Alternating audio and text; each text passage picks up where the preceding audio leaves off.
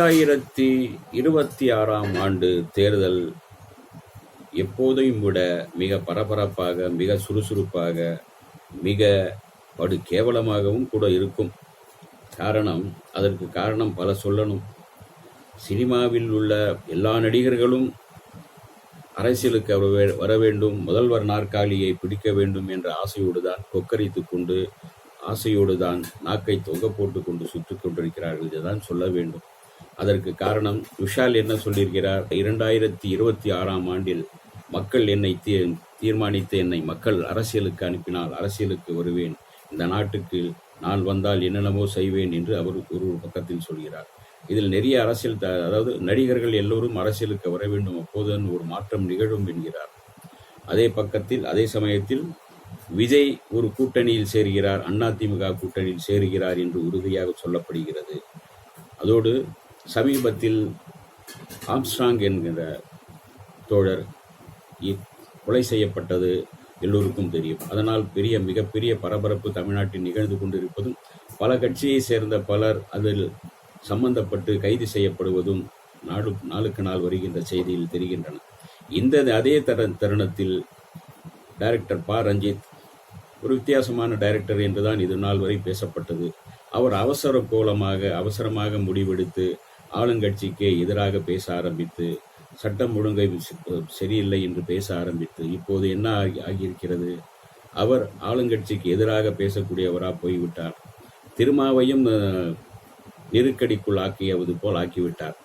ஆனாலும் கூட ரஞ்சித் இப்போது என்ன அடுத்த கட்டம், அடிப்பட்ட பாம்பு சும்மா இருக்காது என்பது போல, மெட்ராஸ் எங்களுடையதான், நாங்கள் 40% இருக்கின்றோம், மெட்ராஸில் நாங்கள் தான் ஆளப்போகிறோம், நாங்கள் ரவுடிகள் தான் என்று படு வேகமாக பேசி, தன்னை ஒரு ஹீரோவை போல பரபரப்பாக பேசி மக்களுடைய கவனத்திற்கும் ஆளுங்கட்சிகள் மற்றும் அரசியல்வாதிகளின் கவனத்திற்கும் வந்திருக்கின்றார். அதே சமயத்தில் அவருக்கு திரும்பிய பக்கமெல்லாம் அதே சமயத்தில் அவரை சார்ந்தவர்களே அவருடைய அந்த பேச்சை ரசிக்கவில்லை, அவருடைய அந்த வேகத்தை ரசிக்கவில்லை. இது வேண்டாம், பொறுமையாக இருங்கள், அரசு செயல்பட்டு கொண்டிருக்கும் போது நாம் அதை இது பண்ணக்கூடாது என்று சொல்லியிருப்பார்கள் என்று நினைக்கிறேன். சொன்னார்களோ இல்லை, தெரியவில்லை. அவருக்கு சேர்ந்தவர்களே அவரை சுற்றி இல்லை. அதனால் 2026ஆம் ஆண்டில் தேர்தலில் ரஞ்சித் தனி கட்சி தொடங்குகிறார், அரசியல் கட்சி தொடங்குகிறார். அவர் தான் சொன்னார், இதுவரை நான் அரசியல் பேசிக்கொண்டுதான் இருக்கின்றேன், அரசியல் நான் எங்கு பேசாமல் இருந்தேன், அரசியல் பேசிக்கொண்டுதான் இருக்கிறேன் என்று சொன்னது போல ரஞ்சித் தனி கட்சி தொடங்கி, அரசியல் கட்சி தொடங்கி அவரும் களத்திற்கு வருகிறார், தேர்தலில் நிற்கப் போகின்றார். ஆக பிஜேபியின் ஆஸ்தான வேட்பாளராக விஷால் நிற்கலாம். இப்படி தேர்தலில் 2026ஆம் ஆண்டின் தேர்தலில் மிக பரபரப்புகள் வந்து கொண்டிருக்கின்றன. பலரும் களத்தில் குதிக்க காத்திருக்கின்றார்கள். இது எந்த அளவுக்கு சாத்தியம் என்று போக தெரியும். அதே சமயத்தில் விஜய் தன்னுடைய கட்சிக்காக ஒரு மாநாடு, மிகப்பெரிய மாநில மாநாடு நடத்துகின்றார். 4 மண்டலங்களிலும் மாநாடு நடத்துகின்றார். அதை தாண்டி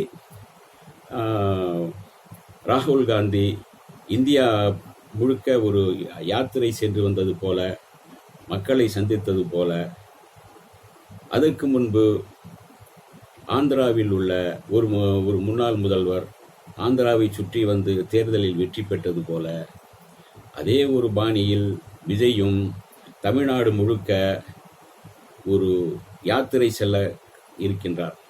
மக்களை சந்திக்கின்ற யாத்திரை. நான் அரசியலுக்கு வந்துவிட்டேங்க, நான் அரசியலுக்கு வந்துட்டேன், உங்கள் குறைகள் எல்லாம் என்கிட்ட சொல்லுங்கள், உங்களுக்கு தேவையானது என்ன சொல்லுங்கள், நான் எல்லாம் நிறைவேற்றி வைக்கிறேன், நான் தான் இனி வருவேன் அப்படின்லாம் சொல்வதற்காகவோ என்னவோ அரசியல் யாத்திரை கிளம்ப இருக்கின்றார் விஜய். இதெல்லாமே 26ஐ நோக்கி, 2026ஆம் ஆண்டு தேர்தலை நோக்கிதான் இந்த நகர்வுகள். அதே சமயத்தில் விஷால் அவரும் படு வேகமாக தான் செயல்பட்டு கொண்டிருக்கிறார். பிஜேபியின் நல்ல ஆதரவோடு ஒரு பெரிய வேட்பாளராக அநேகமாக சென்னையில் ஆர்கே நகரில் மறுபடியும் நிற்பார். ஏன்னா அங்குதான் அவருக்கான அந்த தெலுங்கு வாக்குகள் இருக்கு.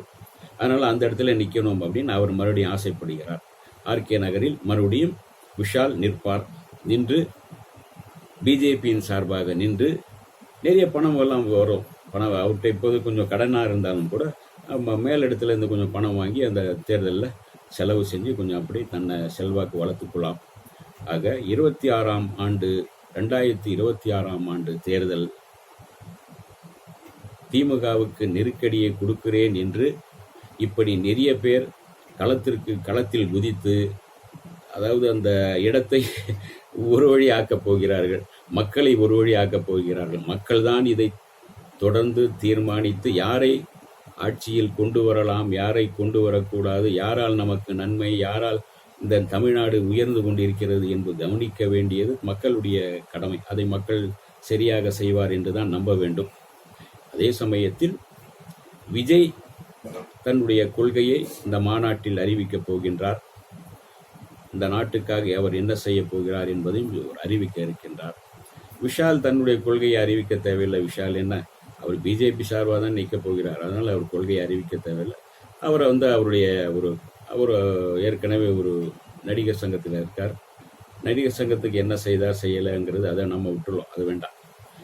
விஷால் அவர் வருவார், மறுபடியும் தேர்தலில் நிற்பார், ஆர்கே நகர் தேர்தலில்.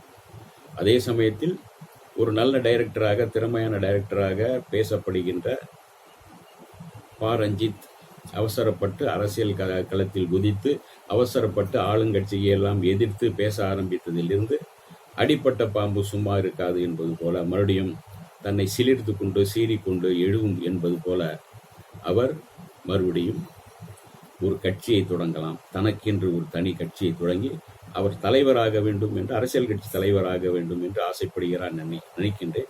இந்த வீடியோ உங்களுக்கு பிடிச்சிருந்தா லைக் பண்ணுங்க, ஷேர் பண்ணுங்க, கமெண்ட் பண்ணுங்க, சப்ஸ்கிரைப் பண்ணுங்க, மறக்காம பெல் ஐகானை கிளிக் பண்ணுங்க.